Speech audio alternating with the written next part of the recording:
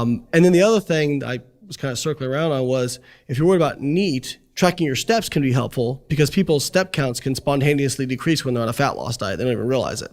So, and that, again, not a complete measure of NEAT, but what we've had some clients do with our team BioLane coaches is they'll say, okay, you're at 8,000 steps right now. We're not going to add any purposeful cardio, but whatever you need to do to maintain that 8,000 steps, do that. And sometimes they have to add, 15, 20, 30 minutes of cardio because their spontaneous activity that they're not even aware of goes down. That's a really excellent point.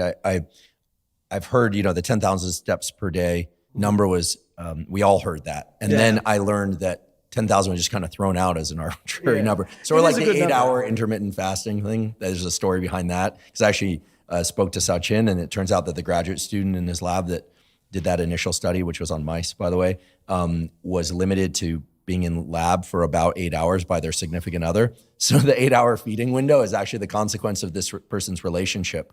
That is a really great point that people don't realize when a lot of people will try to copy like scientific studies. And I'll tell people, like, listen, scientific studies are so confined. You need to be very careful with how broadly you apply what's in there, right? Like they're a very big hammer is kind of the way I look at it. Okay. They're not a scalpel. They're a big hammer.